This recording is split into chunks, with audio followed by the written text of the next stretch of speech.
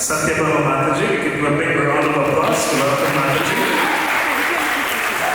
So we all know Satyabhama Mataji has been serving in our community for over 2 decades, and she's served our temple and the community in various capacities as a temple council member, part of the fundraising team, part of the festival fundraising campaign, and professionally she's a radiologist and she loves to teach and educate people. So professionally as well, she travels a lot, and for a community she also teaches the Bhakti Shastri program, and whenever she gets chance she speaks on festivals or Sunday feasts. So today she's going to speak about the special appearance of Sri Balaramji, and then we'll have some announcements later. So let's give a big round of applause once again to welcome Mataji.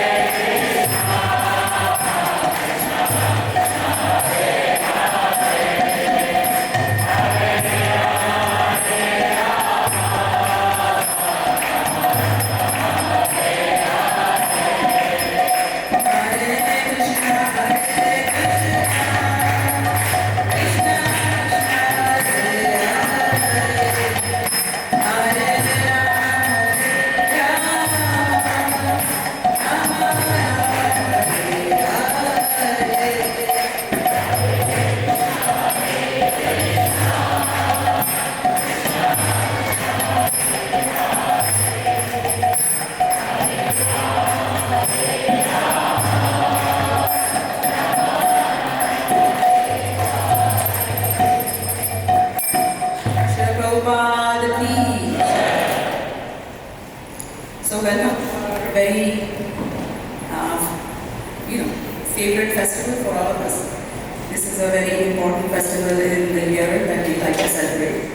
Is the appearance of Lord Balaram, right? So I was asked to speak a little bit about the different pastimes or stories, as they call them, which are related to Lord Balaram, and they all have a few teaching points. So I thought we'll just discuss like an overview of who Lord Balaram is, how did he appear, and what does it mean for us in our day-to-day lives, and how can we apply the lessons from Balaram's life and pastimes into our present-day scenarios that we live day-to-day. So starting right at the beginning, this was the time when Devi and Vasudeva were getting married, and Devi had a cousin. His name was Kamsa, and they were very close. They were like cousins, but they were very close in their relationship. So Kamsa was actually driving the bride and the groom, which is Devi and Vasudeva, in a chariot, and it was a very, very festive time.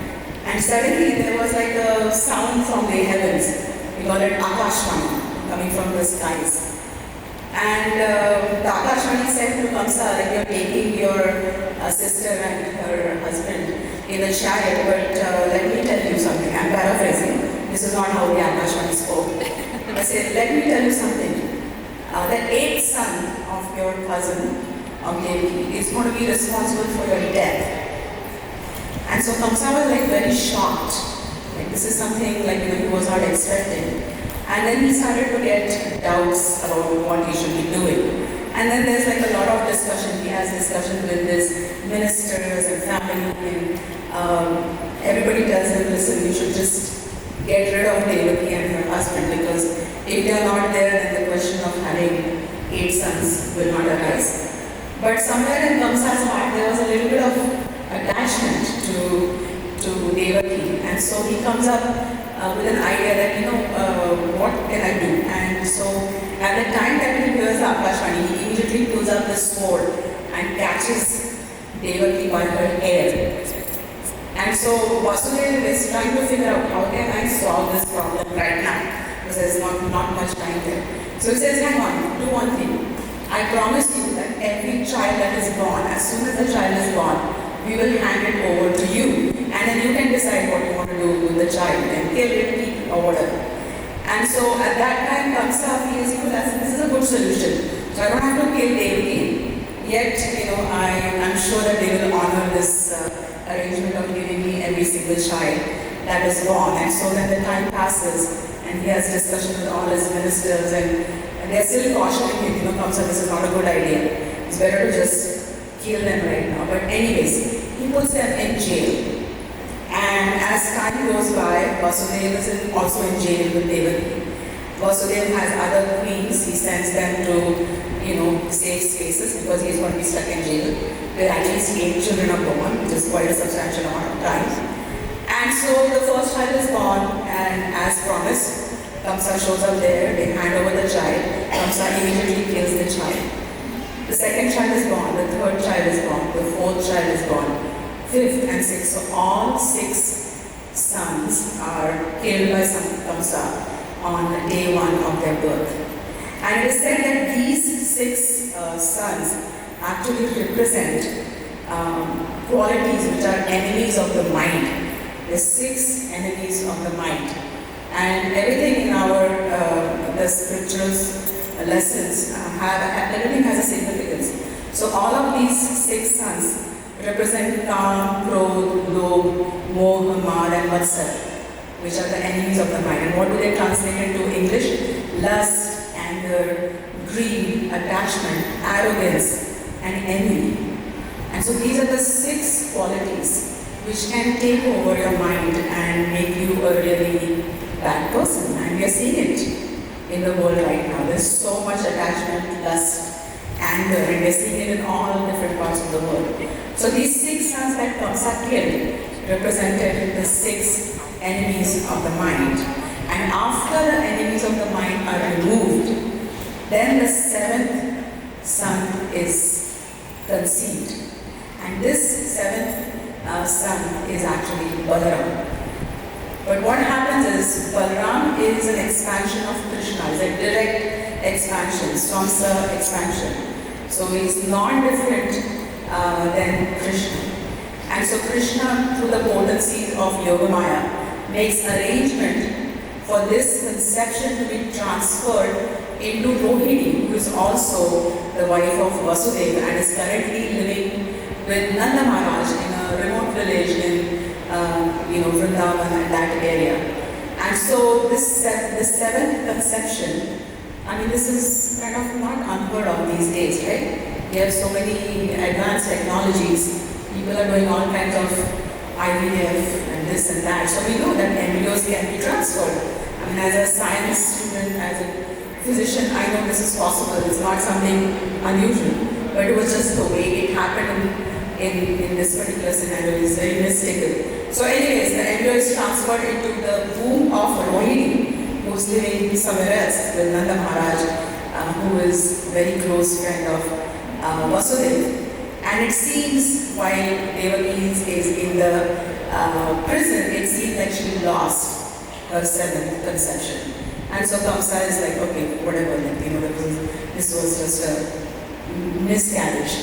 And so, but the seventh conception actually goes and is safe in the womb of Rohini. And Rohini actually carries that conception for a very long time. It's said that she was pregnant for about 14 months. So it was a very special pregnancy.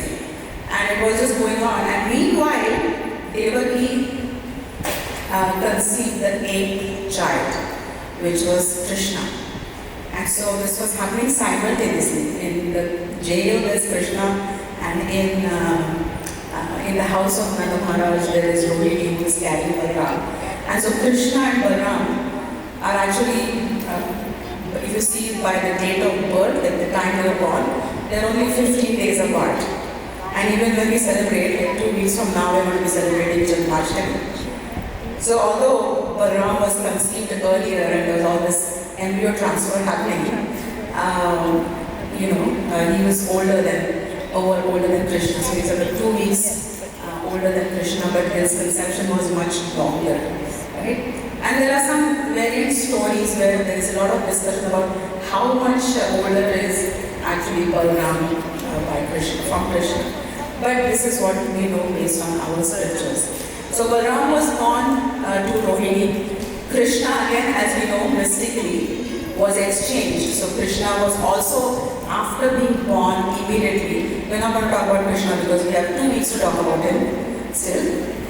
He was also transferred to the house of Nanda Maharaj. So they both grew up together, Krishna and Balaram. They were just like 15 days apart. So this was just how Balaram was born. And it is explained that after removing the enemies of the mind, lust, anger, greed, attachment, arrogance, we see so much arrogance in today's world. After removing all of this, Balaram appears and he just stays there for a short time and then is transferred out. But he creates an environment which allows Krishna to enter the womb of Devaki. And it is said that this is the role of Balaram. He represents, although he is Vishnu Tattva, because he is a direct expansion of Krishna, he represents Jiva Tattva, because he represents Guru. And so he is strongly associated with Guru Tattva. And the role of a bona fide Guru is to create an environment which allows Krishna to come into our hearts, into our lives. And so that is the most important relationship of Balaram to us. He represents Guru Tattva for us. Balaram is the original Guru.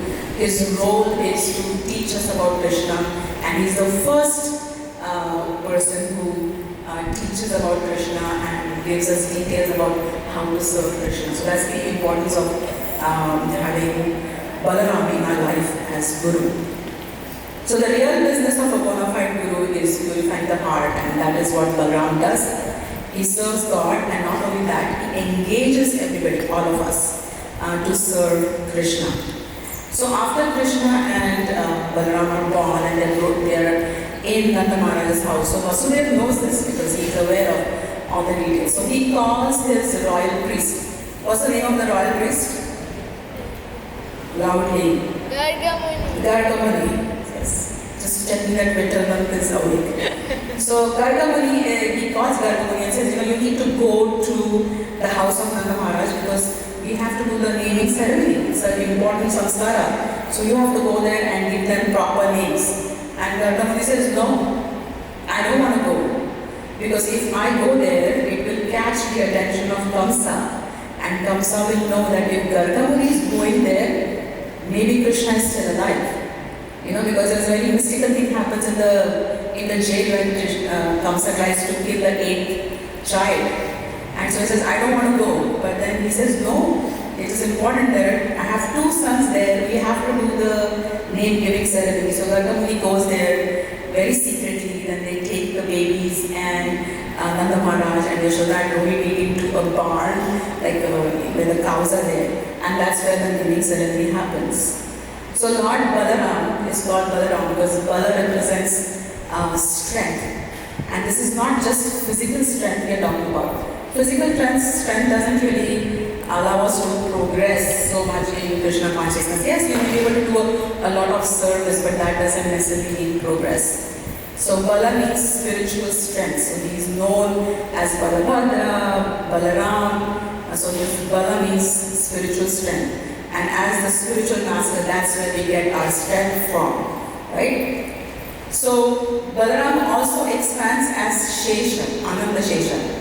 And as you all know, Ananda Shesha actually holds the entire universe on his head. And he has multiple mouths, because he has multiple hoods. And all of these hoods are continuously chanting the names of Krishna, and he never finishes chanting. So you can imagine how much glorification of Krishna Balaram is performing as the universe is continuing to go on. And not only that, this is a very important, I like this concept a lot and it really explains a lot to us, is he holds all the planets in their designated position. Otherwise what's going to happen? The planets will be all crashing into one another. So Lord Balaram represents the power of gravity. Okay, this is mentioned in the Krishna book, in the Srimad Bhagavatam, and also in the Chaitanya Charitamrita. So Lord Balaram represents gravity. So you can actually think of Lord Balaram every single day. When something falls from your hand, where does it fall, Vittal? It falls towards the ground because the earth has a gravitational pull. How much is the gravitational pull? Anybody knows? 9.7 something, not 8. Okay, that's approximation. But yes, around 9.8. So that gravitational pull is Lord Balaram.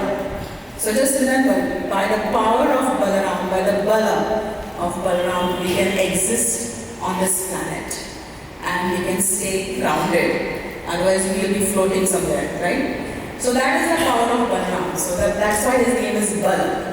Ram, Gargamuni gives him the name Ram because he gives pleasure. So it was a prediction, he makes a prediction, astrological prediction that Balaram is going to give so much pleasure to everybody and hence his name is Ram. Rama as R-A-M-A. Rama. So that's why his name is Balaram, right? And then he has some other names as well. He's called Tauji in Vrindavan as older brother, and he's also called Sankarshan. So he's called Sankarshan because he's bringing families together. So he's bringing the family of Vasudeva and the family of Nanda Maharaj. Nanda Maharaj is a Vaishya and Vasudeva is a Kshatriya. So he's bringing the families together, so it's also called as Sankarshan. So these are the different names. And how does Lord Balaram look? It is said that he is very, very fair, like a spring, summer cloud, the white clouds that we see. Whereas Krishna is a monsoon cloud. Right? So there's a difference. So he's very fair and very tall, always wears blue, and he has 2 weapons which he always carries. So one of them is a mace or a gada, and the second one is the hal. Okay, that's why sometimes he's also called Halada.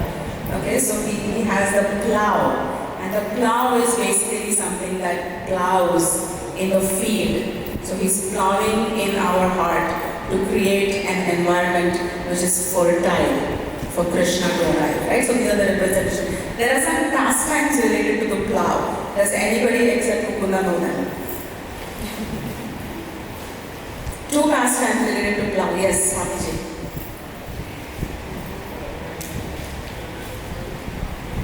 I can't hear you. Pulling the river. Which river? She's right. Yamuna river. So yes, so once Lord Balaram and his gopis were, playing and doing different things, and they all decided, you know what, we want to go into the river. So he says, yes, let me ask Yamuna. So he calls her, and she doesn't respond. And I've been reading a lot about Balaram, and he gets angry really fast.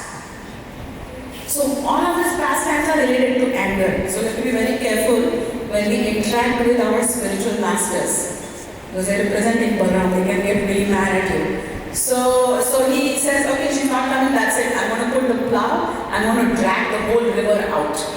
And so then she shows up and she begs forgiveness and she says, please come and, use the water of the river. Very good. Second pastime with the plow? No. You could. Pardon? Yes. Does he use the hull or use the mace? Hull. Very good. That was not what I was thinking of, but thank you. So Lord Balaram got married to Revati, and Revati was super tall. And Balaram was also super tall, but she was taller than him. And so her father was worried, who am I going to find for this very tall but very eligible person to marry? And then he finds Balaram and then he just adjusts her height. That's simple, right? Okay, third pastime. Yes, Prabhu. Yes, but what is it? He becomes angry. Okay, that's correct too.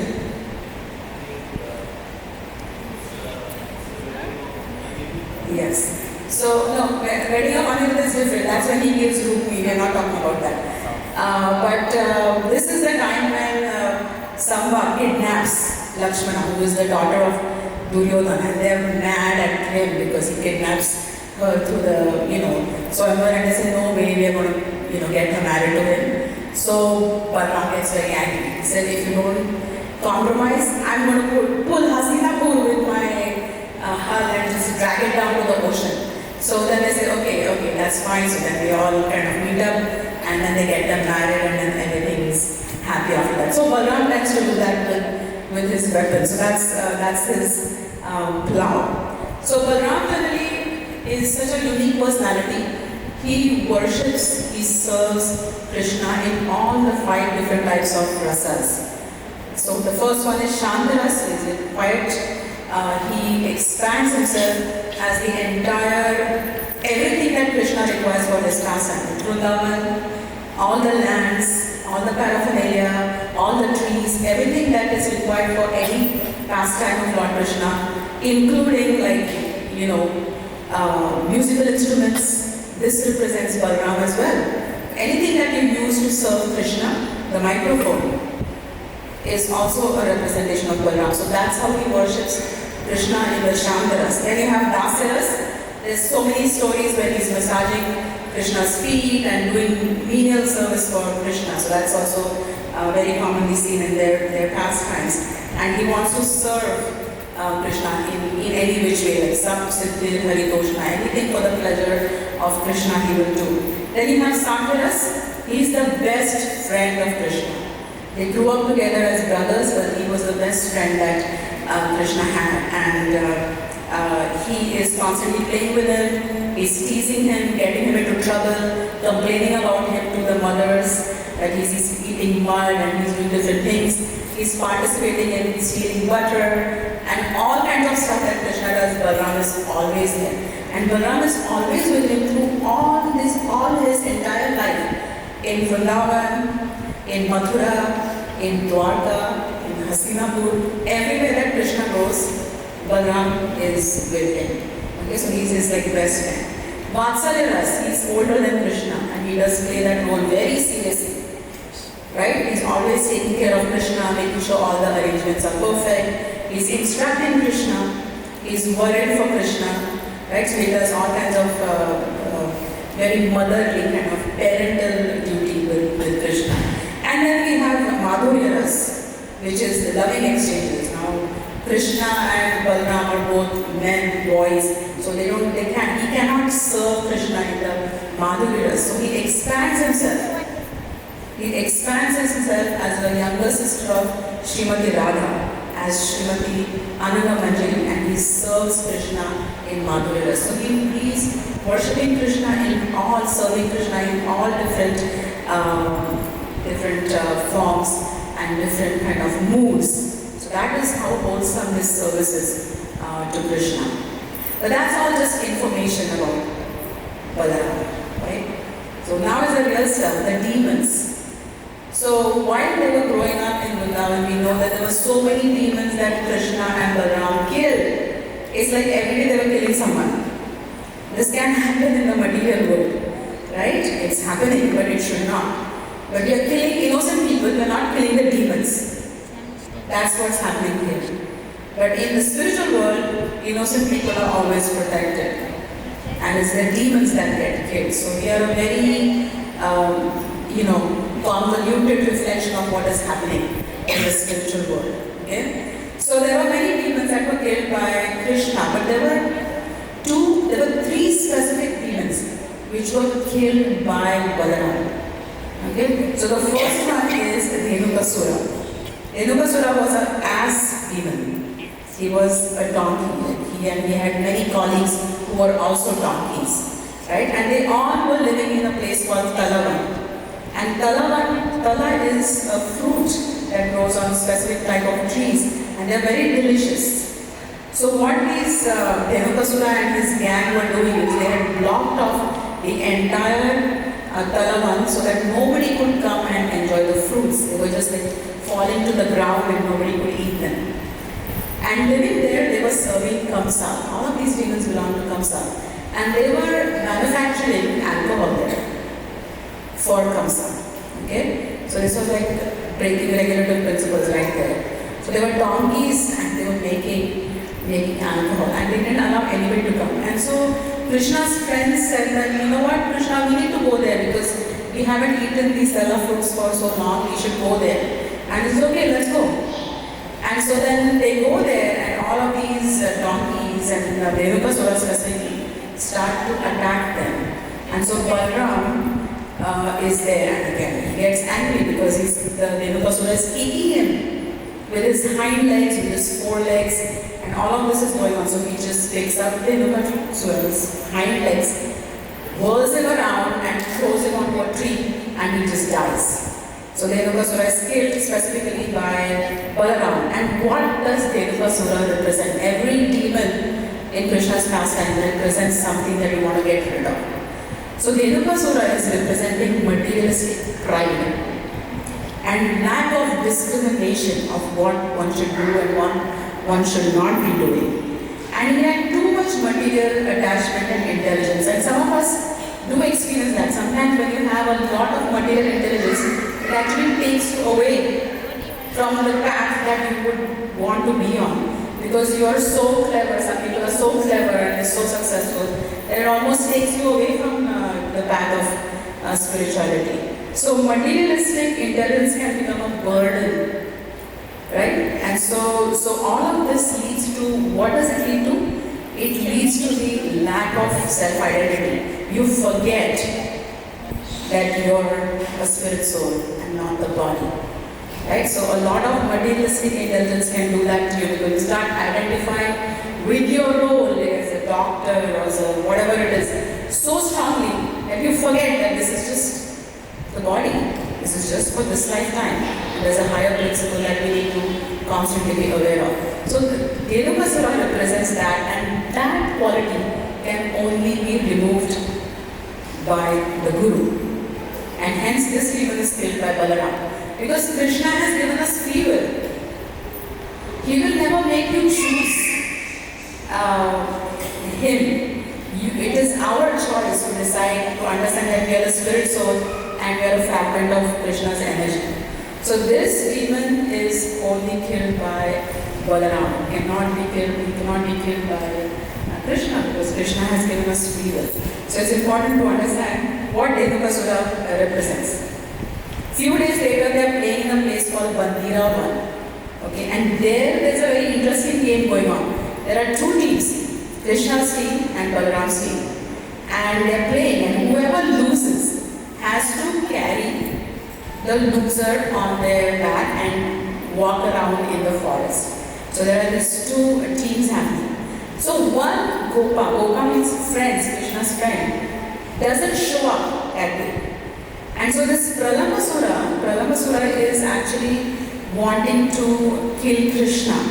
So he says, here's my chance. So he dresses up as the Gopa who is missing and becomes part of Krishna's team. Imagine, you're part of Krishna's team and you're wanting to kill Balaram and Krishna. And then Pralamasura thinks, you know what? Balaram is very powerful, so I have to first take him down. Once Balaram is out of the way, then I can chase Krishna.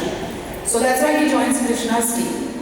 And Krishna's team loses, which means they have to carry Balaram's team on their neck, on their shoulders.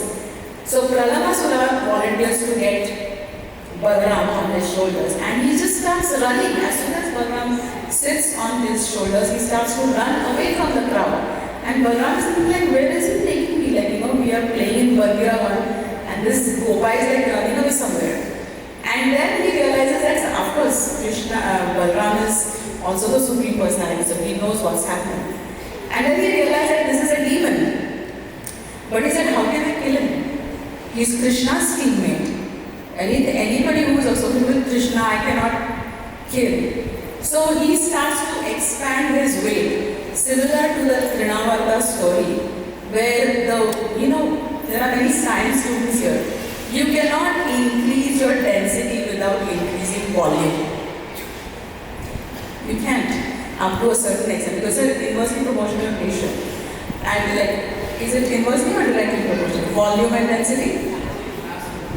Yeah, exactly. So his mass is not increasing, his volume is still the same.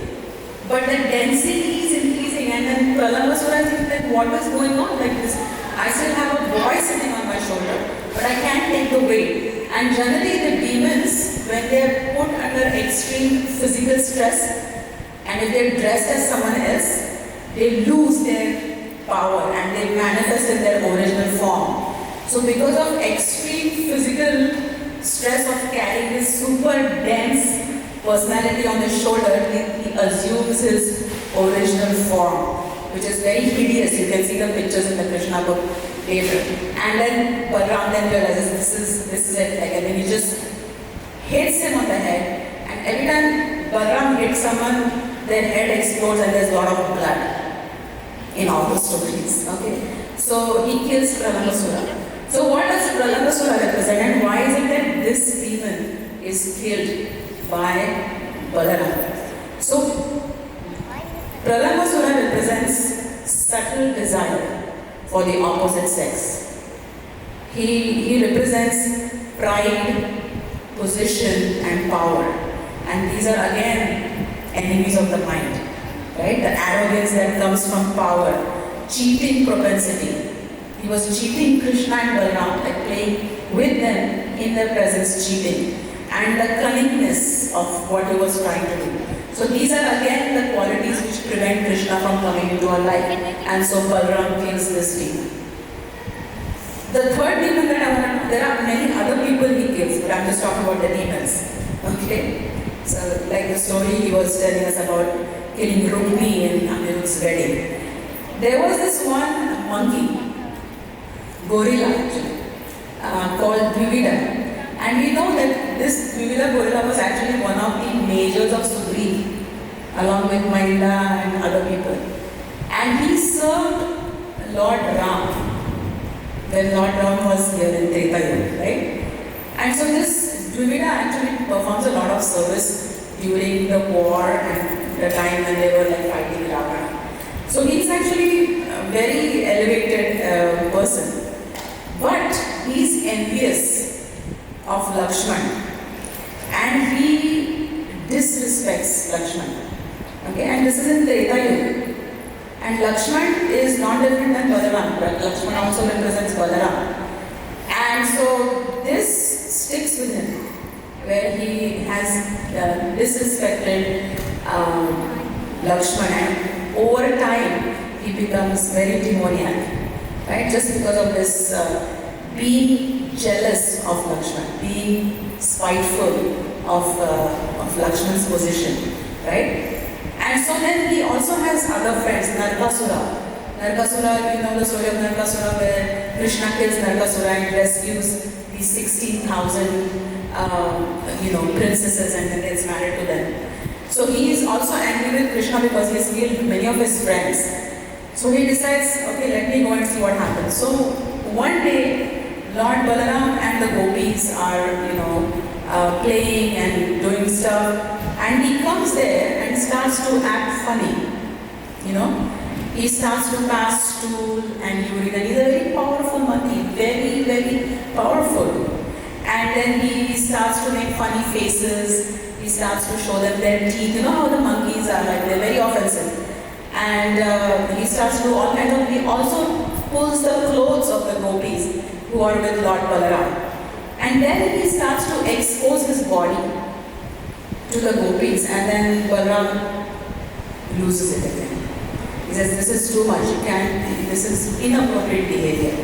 And so he throws rocks at Devi, and then there's a big fight where they're pulling out trees and throwing at one another, and then finally Balaram ends up killing Devi.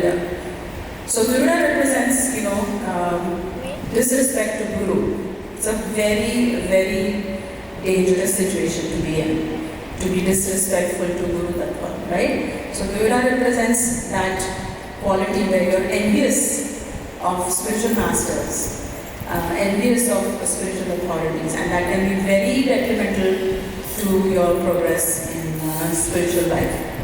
So this is another very key demon. I want to tell you another story. Anybody wants to hear another story? So Lord Balaram was, like I said, he was always, there was something that he didn't like, then he would walk away. So when the war in Hastinapur is about to happen, he is not in favor of the war. He says, I don't think this should be happening. But you know the circumstances under which the war is being fought, and he says, okay, I want to do nothing with it, I'm leaving. So he leaves Hastinapur and he goes on a pilgrimage for a long time and visits many different places, and there are many different pastimes. One specific pastime is he walks into Naimisharanya. This is a forest, Naimisharanya, it is still there. People can visit Naimisharanya. And in Naimisharanya, you may have heard, is a place where a lot of Brahmanas, teachers, spiritual authorities, they meet there to discuss important matters related to spirituality, and it's a very huge assembly. And in that assembly, there is one of their leaders, his name is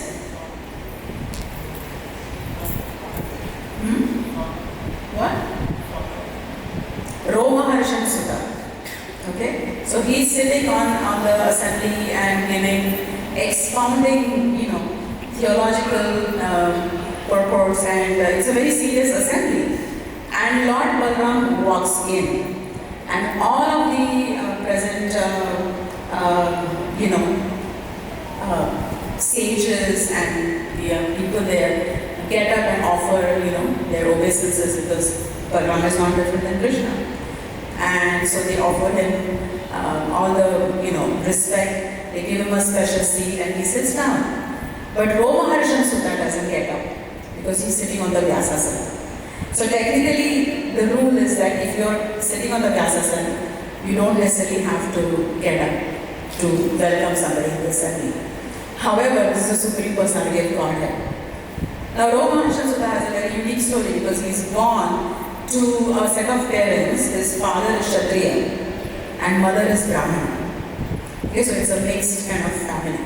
And so Balaram says this person is sitting in a Brahminical position, giving lectures and all kinds of philosophical truths, but he hasn't understood the higher principle. Is that this when Supreme Personality walks in, you have to, nothing is more superior to the Supreme Personality. No truth is higher than the Supreme Personality because he gets very angry. And so what does he do? He sees a little straw of like blade of grass. He picks it and just throws it at Roma Harshan Sudha, and that kills him. Okay? So he says, this person did not understand the truth. You may read scriptures, you may read books, you may hear lectures, but if you don't understand the ultimate truth, which is, I'm not this body, I'm the spirit soul, I'm part of Krishna, and Krishna is the Supreme Personality of God, and this is so simple, right? You put it in one sentence. But the assembly is devastated. They said, oh my God, Balaram, what did you do? This was a person who was sitting on the Dasi giving his classes. He was a very learned person, and now you killed him. And then Balaram by that time has lost some of his, anger, and he says, okay, let's bring him back to life again. And I said, no, you can't do that because that is contradictory because you just killed him and now you can't bring him back to, life. So what are we going to do now? So then there's like a lot of confusion happening. I'm paraphrasing, obviously. But there is a lot of confusion and they say, it's okay, let's install his son as the next authority and then he can sit on the Vyasasana and then business can continue as usual. They said, sure, we'll do that, but we have a condition. There is another demon who has been disturbing the sages and who has been creating havoc in their sacrifices. And for some reason, demons like to pass stool and urine wherever there is havan going on. So this is something very demonic. And so you have to go, isn't it funny? And this is given in the scriptures, I'm not making it up. And so he says, okay, I'll go and kill that demon for you. And then so he goes, and the name of this demon is Balvala. So he goes there, kills Balvala, and then he is kind of released of his bad deed of killing Roma Harshan Sudha. So there are many unique pastimes of Balaram that kind of bring to the foreground how we are riddled with bad qualities and why we need to have guidance, mentorship, or a spiritual master. There are different types of gurus. You can have a Shiksha Guru. No, I'm not necessarily talking about Diksha Guru. So that you need a guru, you need a guidance, even in your material life. You need guidance. You have coaches, life coaches. What is that? They're coaching you through your emotional crisis. So we're talking about spiritual guidance here. So Balaram represents this strong spiritual force which helps us to overcome all these material qualities which prevent the spiritual progress. Hare Krishna. Is that okay?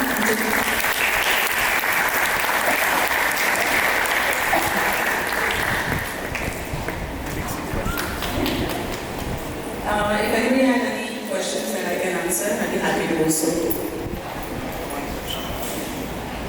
One question.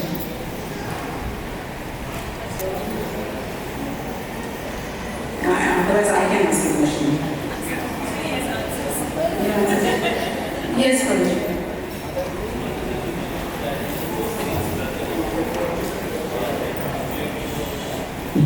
I can hear you.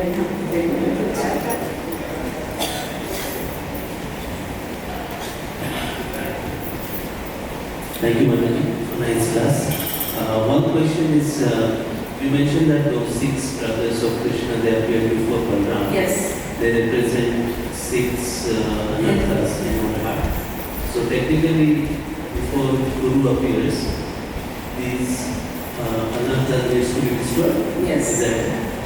And then is that how come the Kansa becomes instrumental in removing those anarthas? Was Kansa killed? That was just how it happened. Like Kamsa was killing the babies and they represented these anarthas. And so after the 6th baby, then Balaram appears. So Kamsa also has a long history. There's a lot of backstory in his Kaladevi in his previous life. And there's like a lot of background. He's not necessarily like a super a demoniac person. It's just how the story plays out. He is actually evil in the sense that he wants power over, like he imprisons his own, father and so on and so forth. So it hasn't been explained why Kamsa kills these 6 babies, but it's said that these 6 sons are represented by the enemies of the mind, who are also considered to be the sons of Marichi. So that's how it's been explained. So before Guru comes or after Guru comes, these anarthas go, or before they? Well, don't we wish that they go, but they don't, because it's a lifetime of managing anarthas, actually multiple lifetimes. But by the evidence of Guru, Sadhu and Shastra, we can understand that these qualities exist in us, and we can only try to remove them, and then that is why we have sadhana bhakti.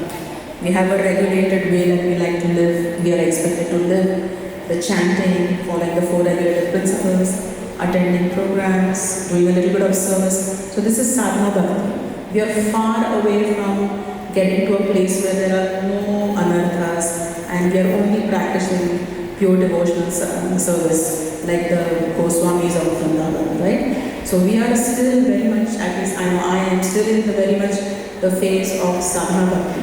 So this is continuously happening in the presence of different types of gurus, your Shiksha Guru, Diksha Guru, your peers, there are so many different ways where we can keep the check.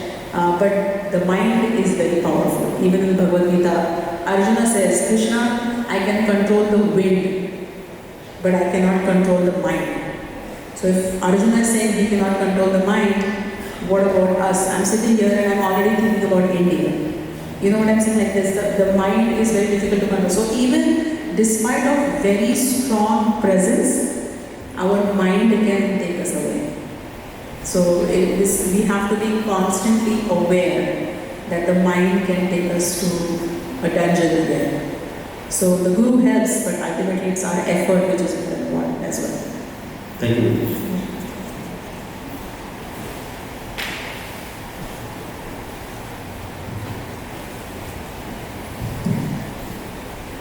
you. Thank you to Satyabhama ji. Can we give a big round of applause for being here, for and sharing some educative class and also sharing some aspects of Lord Balaram.